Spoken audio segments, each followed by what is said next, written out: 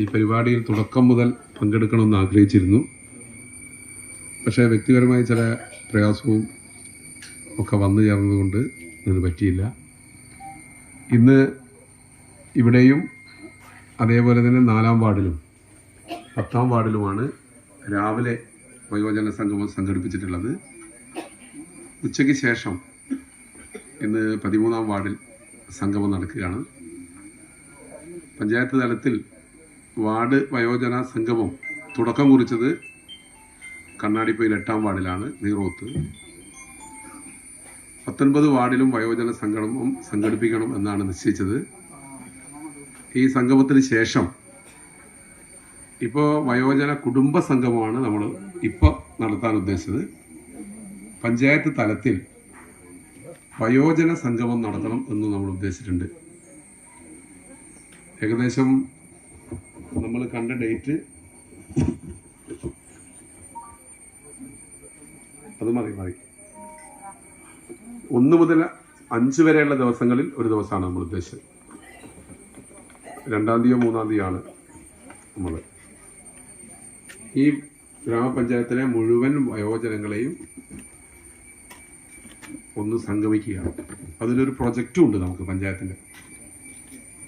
അപ്പം അത് രാവിലെ മുതൽ നടത്തണമോ അല്ല ഉച്ചയ്ക്ക് ശേഷം മതിയോ?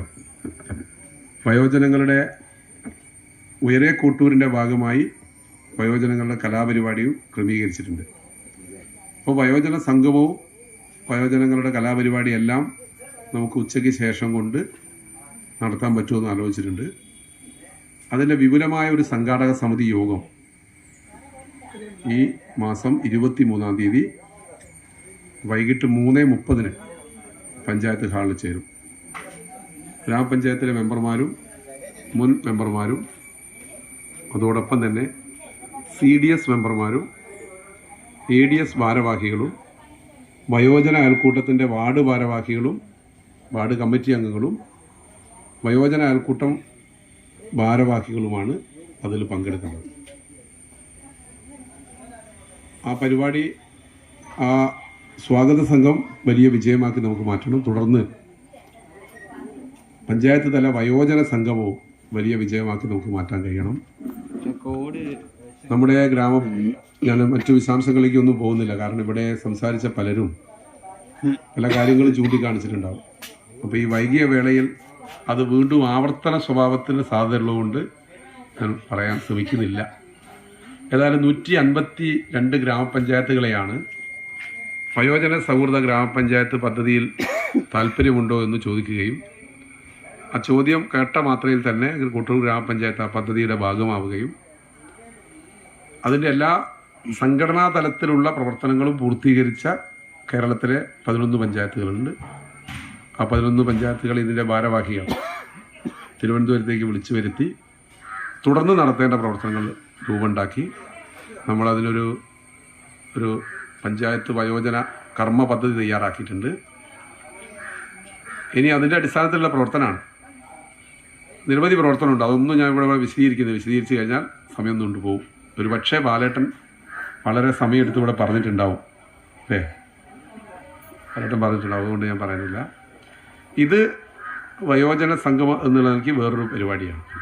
ഇവിടെ ഒരു പ്രത്യേകതയുണ്ട്. ഈ വാർഡിലിപ്പോൾ നടന്ന വയോജന സംഗമങ്ങളിൽ പങ്കാളിത്തം കൊണ്ടും അതിൻ്റെ മുന്നൊരുക്കം കൊണ്ടും ഏറ്റവും മികച്ച വയോജന സംഗമമാവാനാണ് സാധ്യത. അതുമാത്രമല്ല, മറ്റ് വാർഡുകളിൽ നിന്ന് വ്യത്യസ്തമായി വയോജന സംഘങ്ങളുടെ നിരവധി പരിപാടികൾ, യാത്രകളൊക്കെ നടത്തിയിട്ടുണ്ട്.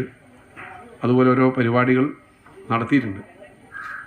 എല്ലാ വാർഡിലും ആ നിലയിലേക്ക് ഉയർന്നു വന്നിട്ടില്ല. അതിൽ മികച്ച പ്രവർത്തനം ഈ വയോജന വാർഡ് സഭയ്ക്ക് അല്ലെങ്കിൽ ക്ലബിന് നടത്താൻ കഴിഞ്ഞിട്ടുണ്ട്.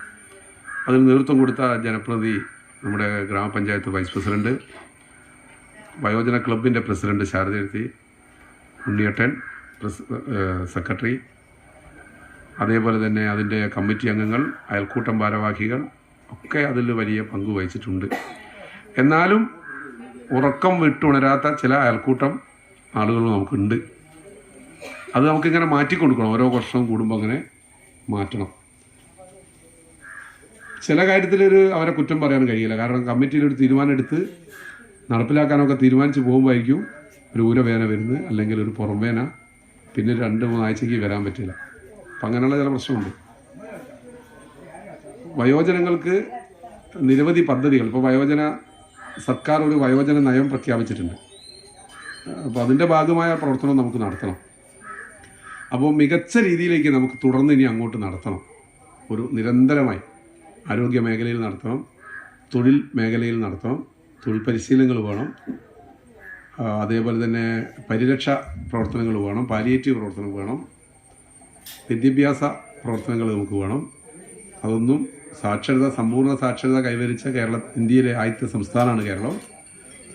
ഡിജിറ്റൽ സാക്ഷരത നമുക്ക് ഇപ്പോഴും നമ്മൾ സാങ്കേതികമായി കൈവരിച്ചെങ്കിലും പ്രായോഗികമായി നമ്മൾ ഇനിയും കൈവരിക്കേണ്ടതുണ്ട്.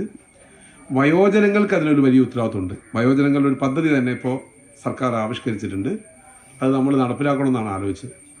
കുടുംബശ്രീയുടെ പ്രവർത്തകരുടെ സഹായത്തോടു കൂടി നമ്മൾ വയോജനങ്ങളിൽ ഡിജിറ്റൽ സാങ്കേതിക അതിൻ്റെ സംവിധാനം ഉപയോഗിക്കുന്നതിനുള്ള കുറച്ചുകൂടിയുള്ള പരിശീലനം നൽകാൻ നമ്മൾ ആലോചിക്കുന്നുണ്ട്.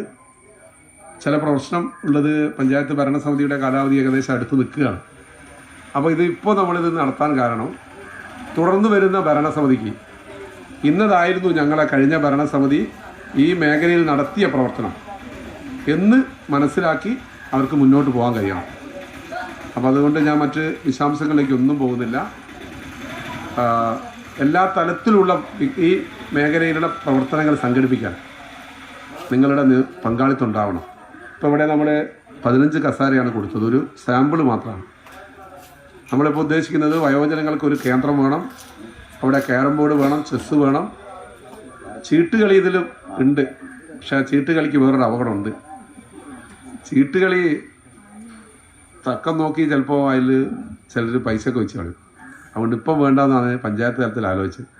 ചീട്ടുകളി ഏറ്റവും നല്ലൊരു വിനോദമാണ്. വിനോദത്തിൻ്റെ മാത്രം എടുക്കുകയാണെങ്കിൽ ഏറ്റവും നല്ല ബുദ്ധി വേണ്ട, നല്ലോണം ബ്രെയിൻ വർക്ക് ചെയ്യുന്ന ഒരു കളിയാണ് ചീട്ടുകളി. പക്ഷേ അത് നമ്മുടെ പ്രദേശത്തൊക്കെ നേരത്തെ കാലത്ത് കുടുംബം വലിയ തോതിൽ തകർക്കാൻ അത് സഹായകരമായ ഒരു കളിയും കൂടിയാണ്. അതുകൊണ്ട് ഇപ്പോൾ 1ാം ഘട്ടത്തിൽ അത് വേണ്ടെന്നാണ് ആലോചിച്ചത്. വയോജനങ്ങൾക്ക് ഇപ്പോൾ വയോജന കേന്ദ്രം ഉണ്ടാക്കുക, കെട്ടിടം ഉണ്ടാക്കുക എന്നല്ല ഇപ്പോൾ ഉദ്ദേശിക്കുന്നത്. കെട്ടിടം ഉണ്ടായതുകൊണ്ട് കാര്യമില്ല.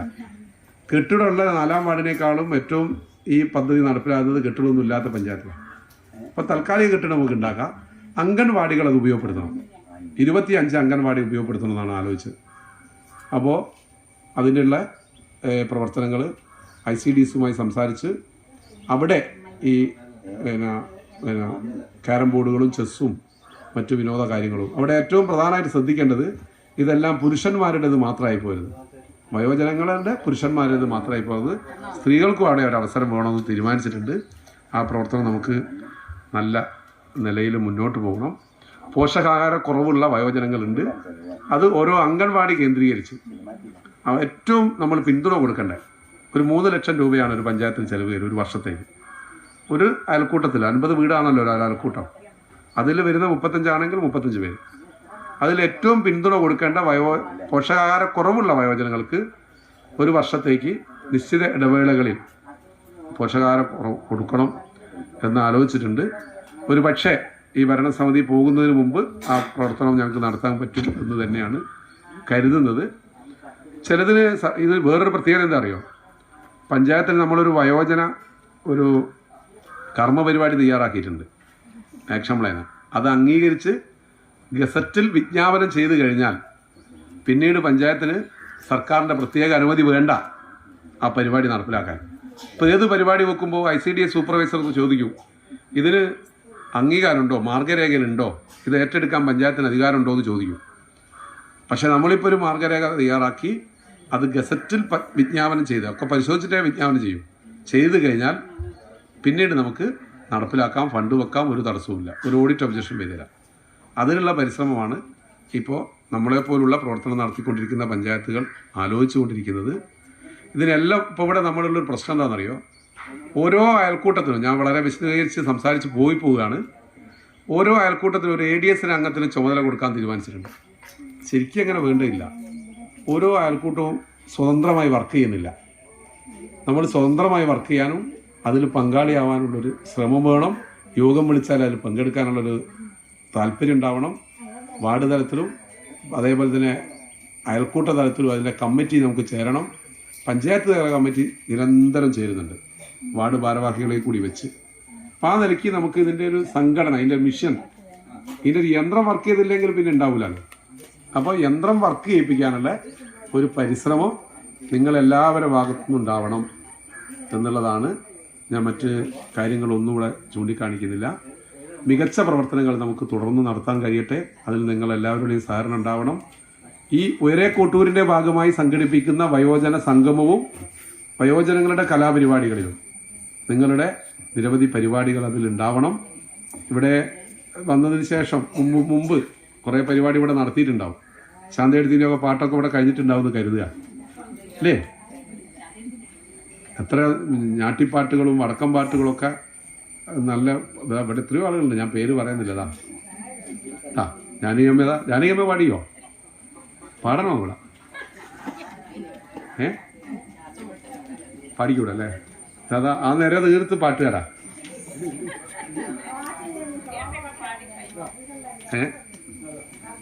അപ്പോൾ ഞാൻ മറ്റ് വിശദാംശങ്ങളിലേക്ക് പോകുന്നില്ല. ഇവിടെ മറ്റ് പരിപാടികളൂടെ ഉള്ളതുകൊണ്ട് എൻ്റെ ചില കലാപരിപാടി ഉണ്ടായിരുന്നു. പ്രായാത്തതുകൊണ്ട് വേണ്ടെന്നാണ് അധ്യക്ഷ പറഞ്ഞത്. ഒരു കലാപരിപാടി ഉണ്ടായിരുന്നു. 59 വയസ്സിന് മേലോട്ടുള്ളവർക്കാണ്, അതുകൊണ്ട് വേണ്ടെന്നാണ് പറഞ്ഞത്. അതുകൊണ്ട് ഞാൻ വിശദമായി സംസാരിക്കുന്നില്ല. തുടക്കത്തിൽ തന്നെ പങ്കെടുക്കാൻ പറ്റാത്തതിൽ വിഷമം ഒരിക്കൽ കൂടി പങ്കുവെച്ചുകൊണ്ട്, ഏതായാലും ഇത്രയും ആളുകളെ ഈ കസാരയൊക്കെ ഒഴിഞ്ഞു കിടക്കുകയാണല്ലോ, വന്നിട്ടുണ്ടാകുമല്ലോ.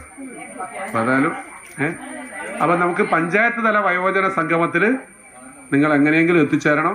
ഞങ്ങൾ ആലോചിക്കുന്ന ഒരു കാര്യം തുറന്നു പറയാം. വയോജന സംഗമത്തിൽ പഞ്ചായത്ത് തലത്തിൽ വന്നാൽ ചന്ദ്രമാഷ് ഞങ്ങളെല്ലാം കൂടി ആലോചിച്ചപ്പോൾ എങ്ങനെ ഭക്ഷണം കൊടുക്കണമല്ലോ, അപ്പം അതിനെക്കുറിച്ച് ഞങ്ങൾ ആലോചിക്കുന്നുണ്ട്. ചായ മാത്രം മതിയോ? ഭക്ഷണം കൊടുക്കാൻ പറ്റുമോ? അതൊക്കെ 23 ഞങ്ങൾ ആലോചിക്കും.